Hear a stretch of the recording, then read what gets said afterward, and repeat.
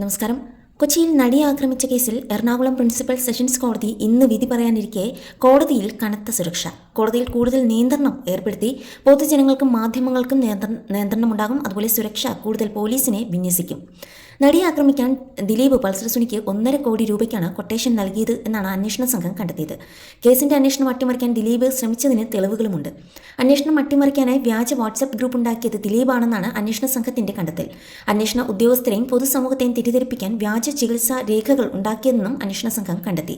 Pulsar സുനിയെ അറിയില്ലെന്ന് ദിലീപ് പറയുമ്പോഴും ഇരുവരും തമ്മിലുള്ള സാമ്പത്തിക ഇടപാടുകൾക്ക് തെളിവുണ്ടെന്നാണ് അന്വേഷണ സംഘം വ്യക്തമാക്കുന്നത്. 1.5 കോടി രൂപയ്ക്ക് നടിയെ ആക്രമിക്കാൻ ദിലീപ് കൊട്ടേഷൻ നൽകിയത് കേസായാൽ 3.5 കോടി തരാമെന്ന് ദിലീപ് പറഞ്ഞിരുന്നു. 2015 1,10,000 രൂപ ദിലീപ് സുനിക്ക് നൽകി. ദിലീപിന്റെ ഉടമസ്ഥതയിലുള്ള ഗ്രാൻഡ് പ്രൊഡക്ഷൻസിന്റെ അക്കൗണ്ടിൽ നിന്നും 1 ലക്ഷം രൂപ പൾസർ സുനിയുടെ അക്കൗണ്ടിൽ എത്തിയിരുന്നു. ദിലീപിന്റെ സുഹൃത്തും കേസിലെ സാക്ഷിയുമായ നാദിർഷ 30,000 രൂപ കൈമാറിയെന്നും അന്വേഷണ സംഘം വ്യക്തമാക്കുന്നു.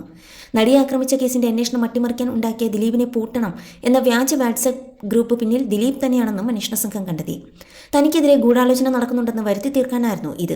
മഞ്ജു വാര്യരുടെയും ADGP ബി സന്ധ്യയുടെയും വ്യാജ പ്രൊഫൈലുകൾ ഉൾപ്പെടുത്തിയിരുന്നു ഗ്രൂപ്പ് ഉണ്ടാക്കിയത് താൻ കേസിൽ അന്യായമായി പ്രതിചേർക്കപ്പെട്ടതാണെന്ന വാദം ബലപ്പെടുത്താൻ വേണ്ടിയാണ്. ഇരവാദമായിരുന്നു ദിലീപിന്റെ ലക്ഷ്യമെന്നും അന്വേഷണ സംഘം കണ്ടെത്തി.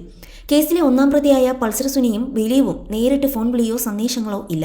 ഇത് ആസൂത്രിത നീക്കമെന്ന് അന്വേഷണ സംഘം വ്യക്തമാക്കുന്നുണ്ട്. ഇരുവരും തമ്മിലുള്ള ബന്ധം തെളിയിക്കുന്ന ഡിജിറ്റൽ തെളിവുകൾ ഒഴിവാക്കാനായിരുന്നു ഇത്. കേസിന്റെ വിചാരണ അട്ടിമറിക്കാൻ ദിലീപ് ശ്രമിച്ചതിനും തെളിവുകളുണ്ട്.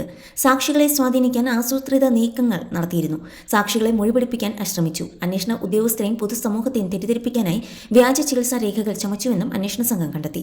കാവ്യമായുള്ള ബന്ധത്തിന്റെ പേരിൽ ദിലീപുമായി വീട്ടിൽ വഴക്കുണ്ടാകാറുണ്ടെന്നും അതാണ് വിവാഹമോചനത്തിലെത്തിയതെന്നും മഞ്ജു വാര്യർ മൊഴി നൽകിയിട്ടുണ്ട്. കാവ്യമായുള്ള ബന്ധത്തെക്കുറിച്ച് തന്നെ ആദ്യം അറിയിച്ചത് അതിജീവിതയാണെന്ന് ദിലീപ് സംശയിച്ചിരുന്നുവെന്നും മഞ്ജുവിന്റെ നിർണായക മൊഴിയുണ്ട്. നടി ആക്രമണ കേസിന്റെ ശിക്ഷാവിധിയാണ് ഇന്ന് കുറിക്കാൻ പോകുന്നത്.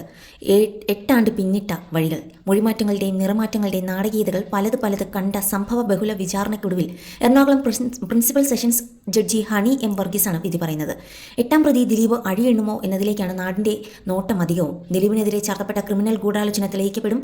എല്ലാ കുറ്റങ്ങളും തെളിയിക്കപ്പെടും. എല്ലാ പ്രതികളും ശിക്ഷിക്കപ്പെടും എന്ന തികഞ്ഞ ആത്മവിശ്വാസത്തിലാണ് നടിക്ക് വേണ്ടി പോരാടിയ അവൾക്കൊപ്പം നിന്ന അഭിഭാഷകരുടെ ആത്മവിശ്വാസവും പ്രതീക്ഷയും.